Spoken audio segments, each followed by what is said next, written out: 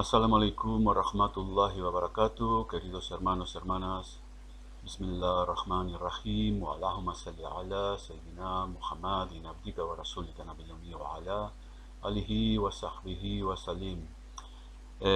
Estamos aquí el 29 de Rajab para hacer un cuarto vídeo sobre el tema que es el sufismo. Imagino que algunos habéis seguido estos primeros vídeos y sabéis, como expliqué la vez anterior, que había decidido hacerlo de una manera lineal a través de la historia para que supierais un poco cómo ha surgido el sufismo, que ya lo expliqué en la época del profeta, pero también cómo se ha venido mostrándose a través de los siglos. La vez anterior hablábamos sobre los cuatro imames, el imam Malik, el imam Ibn Hanbal, el imam Shafi'i y el imam Abu Hanifa. Dejamos aparte a Ja'far Sadiq, porque Ja'far Sadiq, aunque era un gran imán de la Sharia, un gran legislador, pues no está contemplado en las cuatro escuelas de jurisprudencia, pero sin embargo es una personalidad a remarcar en este sentido, porque era una persona muy íntegra, muy fiable y también practicante de tasawuf. Bien, vamos a dar un paso más adelante en la historia del Islam, en la historia temprana del Islam, y vamos a llegar a una serie de personas, de figuras, que podemos decir que son las generaciones subsiguientes al profeta, aunque también es verdad que unos se solapan con otros, entonces no podemos precisar exactamente si son del tabeín o del tabeín, es decir, de los siguientes, pero poco importa en este caso, porque son figuras que mundialmente reconocidas en el mundo del Islam, que han dado unos grandes frutos y cuya sabiduría les ha dado renombre a través de los siglos. Vamos a comenzar con uno de ellos, probablemente el más singular, el más conocido, cuyo nombre era Hassan Basri, que Allah esté satisfecho de él. Hassan Basri nació en el año 711 de la era cristiana y fue amamantado por Salama. Y también fue educado por Sidna Omar.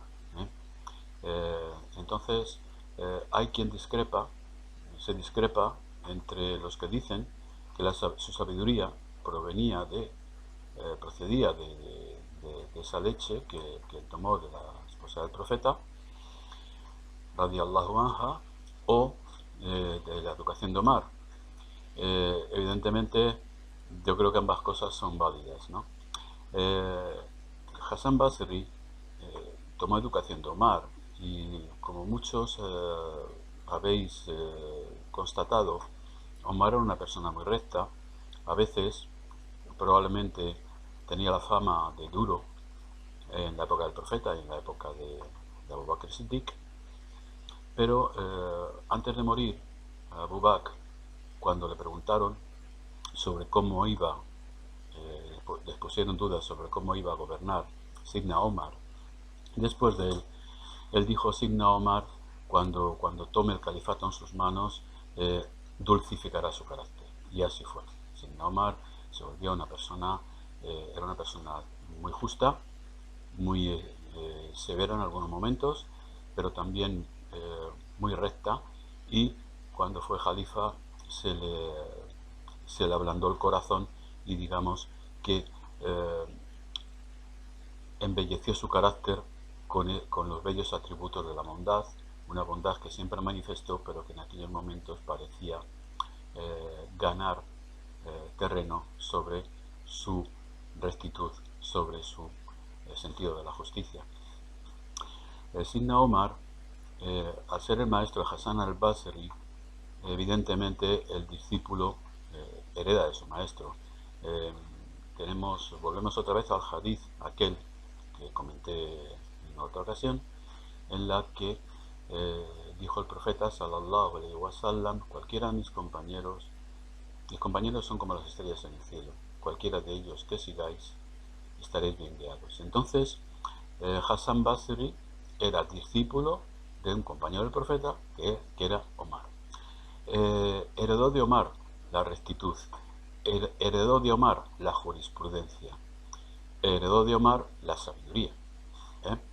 Pero Hassan Basri no era Omar.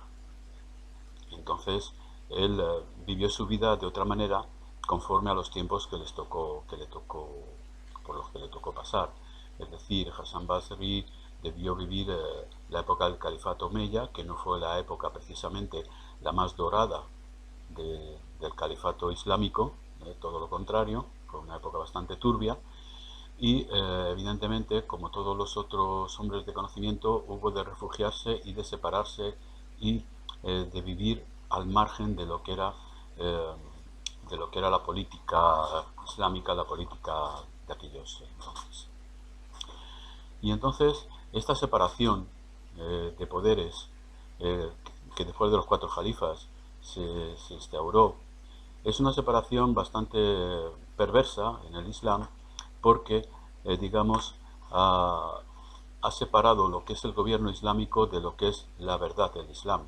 Es decir, tenemos a jalifas, y yo no soy chía ni mucho menos, ni estoy de acuerdo con los chías, pero sí puedo decir la verdad que que el hijo de Abu Sufyan, Muawiyah, su nieto, etcétera, etcétera, los que le siguieron, no eran de lo mejor que había, salvo Umar ibn Abdel Aziz. Eran gente, digamos, amantes del poder, amantes de la dunya.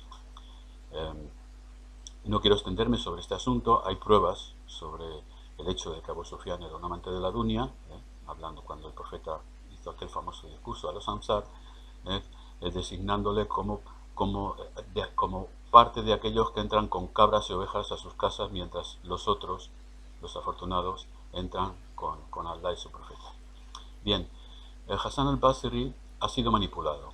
La memoria de Hassan al-Basri ha sido, digamos,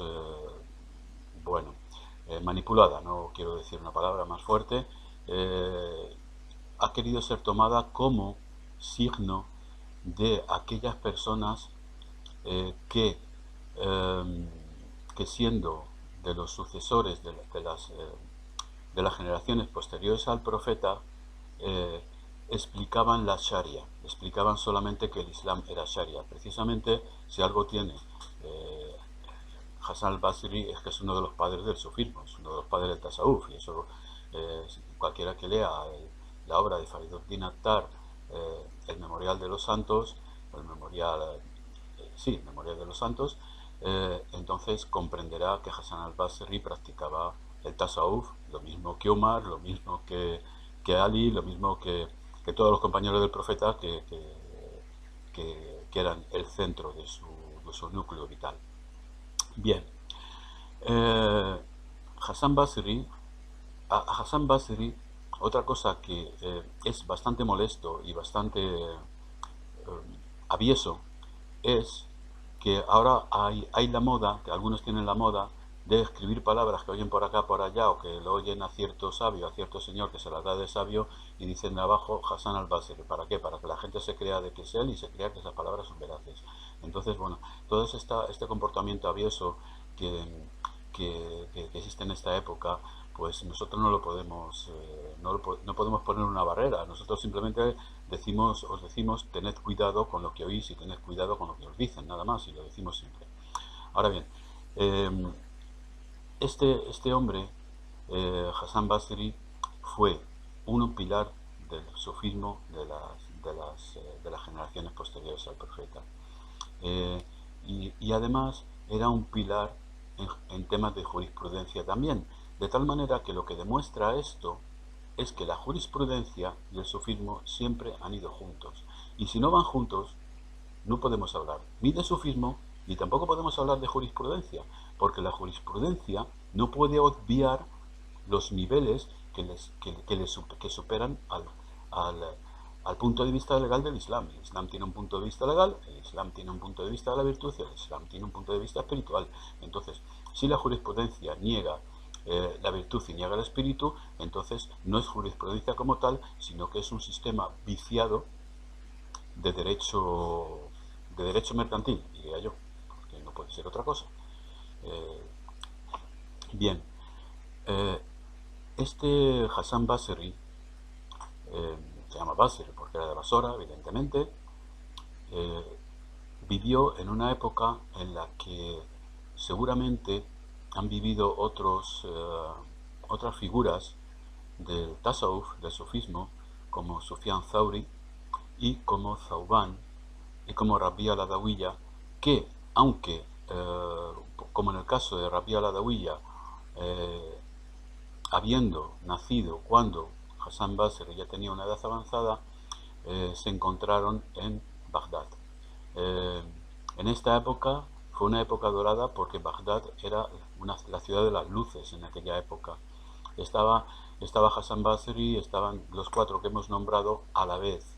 Y entonces esto daba una luz a la ciudad y una sabiduría a la gente de la ciudad, y un empaque, y una fuerza vital que no podía tener cuando estos desaparecieron de ella, de aquella ciudad. Eh, Rabbi al-Adawiya es otra figura muy importante del sufismo, y aquí vamos a entrar en el tema de la mujer. Es decir, eh, muchos creen que en el sufismo el maestro, el, el, la figura del maestro es una figura masculina, pero sin embargo también la hay femenina. ¿Y por qué hay menos figuras femeninas que masculinas? Y aquí no vamos a entrar en el tema de la igualdad entre hombre y la mujer, porque es un tema que a nosotros ahora mismo, en este momento, nos da exactamente lo mismo. ¿Sí? Es un tema de función. Es decir, Rabbi al-Adawiya tenía un makam, un estado espiritual, por encima el de su maestro, que era Zauban, porque Zauban, cuando la enseñó y ya la liberó de aquella enseñanza que él la daba, le dijo: Rabba, reza por mí, tú sabes que lo necesito. Eh, Zauban, y Zauban tenía su conocimiento, Rabia tenía un conocimiento mayor, Sufyan Thauri tenía otro conocimiento y Hassan Basri tenía otro conocimiento. Fariduddin Attar nos, eh, nos compara el conocimiento de Rabia y de Hassan en un episodio en el Tigris, en el cual pues uno de ellos se puso a rezar sobre la alfombra de plegarias sobre el agua, y otro se puso a rezar sobre la alfombra de plegarias sobre el aire. Entonces ambos, unos se dijeron al otro: mira, lo que tú y yo hacemos lo pueden hacer las criaturas. Eh, los peces pueden hacer lo que yo hago y los pájaros pueden hacer lo que tú haces, pero hagamos entonces algo que nadie pueda hacer, sino solamente nosotros. Es decir, fijaos el grado de sabiduría, el grado de, de, de, de, de vocación que tenían esta gente con, con respecto al amor de Allah. Porque todo esto es que esta gente, como Hassan Basri, como Rabia, por poner los dos más importantes de aquella época, eran gente que lo dejaron todo por el amor a Allah.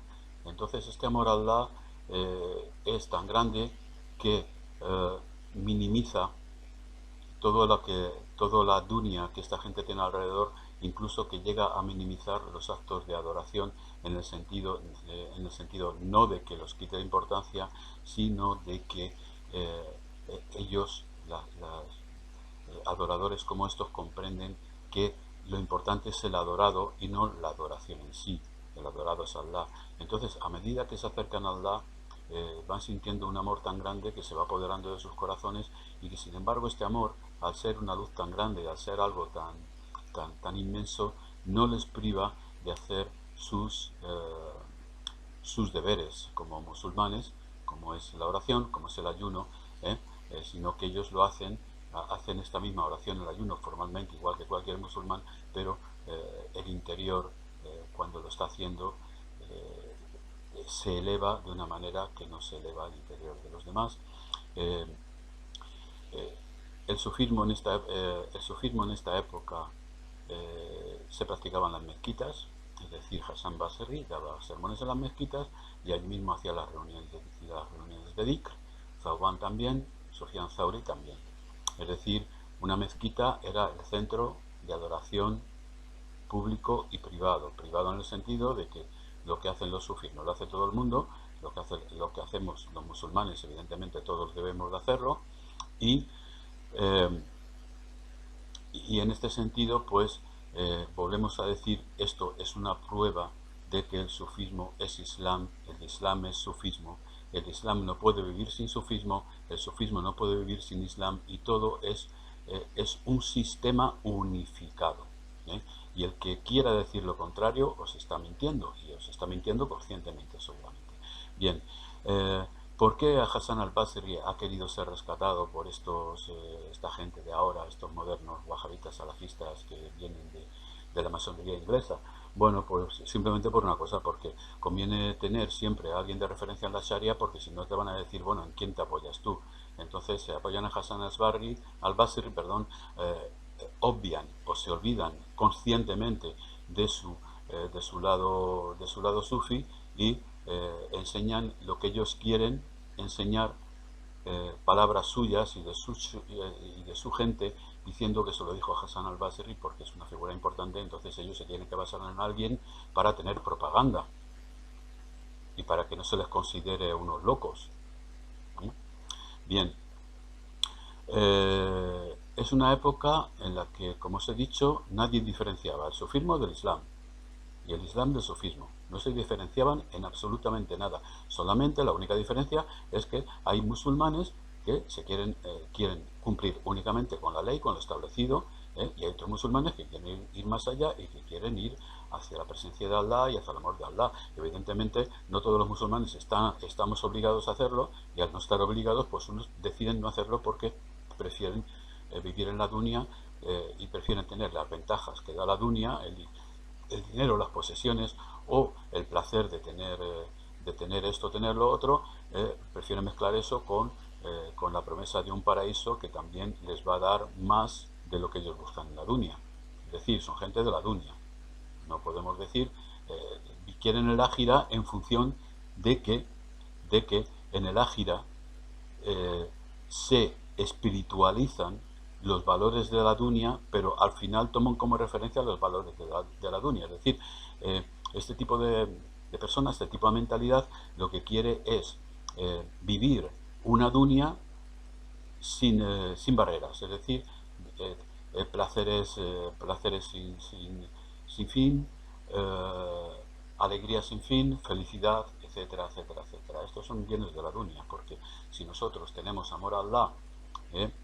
y queremos establecer un contacto con Él y queremos ser verdaderamente siervos de Él, entonces lo que tendremos que buscar es a Él, no los placeres que Él nos dé. Los demás son regalos. Son regalos que Allah nos los da porque nosotros somos humanos y somos su creación, y necesitamos, y a nosotros pues nos agradan cosas debido a nuestra propia debilidad. ¿eh?